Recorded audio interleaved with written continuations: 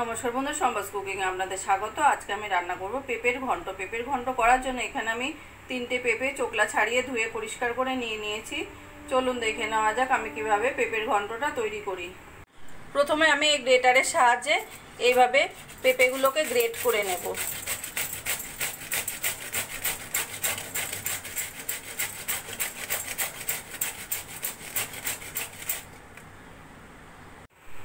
এখানে আমি 3টে পেঁপে গ্রেটারের সাহায্যে গ্রেট করে নিয়ে নিয়েছি। পেঁপেগুলো একটু পাকা পাকা আছে, তরকারিটা একটু মিষ্টি মিষ্টি হবে। এদিকে কড়াইতে তেল দিয়ে দিয়েছি, তেলটা গরম হয়ে গেছে। দিয়ে দেবো জিরে আর তেজপাতা ফোড়ন। দিয়ে দেবো 50 গ্রাম মতো মুগ ডাল ধুয়ে রেখেছিলাম, সেই মুগ ডালটা দিয়ে দেবো তেলের মধ্যে।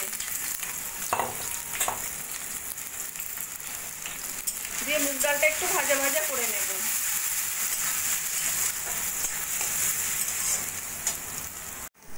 মুগ ডাল দিয়ে 2 মিনিট মতো ভেজে নিয়েছি। এবার দিয়ে দেবো আমি 1 চামচ মতো গ্রেট করে নেওয়া আদা, পরিমাণ মতো নুন, হলুদ, জিরের গুঁড়ো, লঙ্কার গুঁড়ো।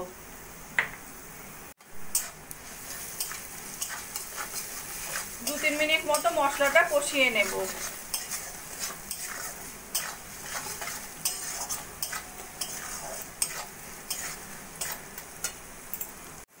দু 3 মিনিট মতো মশলাটা কষিয়ে নিয়েছি। এবার দিয়ে দেবো আমি গ্রেট করে নেওয়া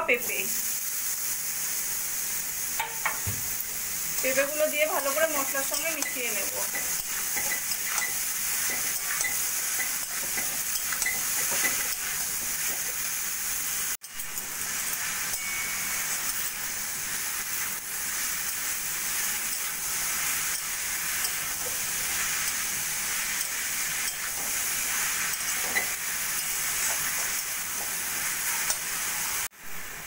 বন্ধুরা, আমার রান্নাটা যদি ভালো লাগে প্লিজ একটা লাইক করবেন আর কমেন্ট করে জানাবেন কেমন লাগলো। আর আমার চ্যানেলে যদি নতুন হয়ে থাকেন সাবস্ক্রাইব করবেন প্লিজ।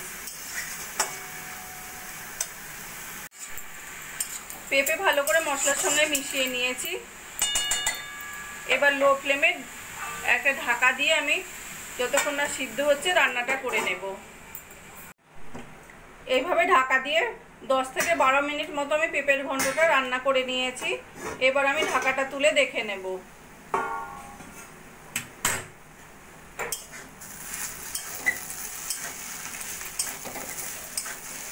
একদম নরম মোলায়েম হয়ে গেছে পেঁপেগুলো।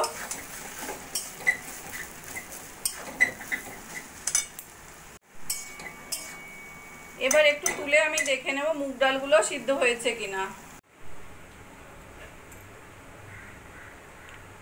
মুগ ডালও সুন্দর সিদ্ধ হয়ে গেছে।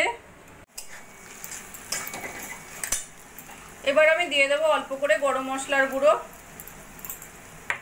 আর হাফ চামচ মতো ভাজা মশলার গুঁড়ো। এবার ভালো করে পেঁপের সঙ্গে মিশিয়ে নেব। নিয়ে 2-3 মিনিট মতো রান্না করে আমি গ্যাসটা বন্ধ করে দেব।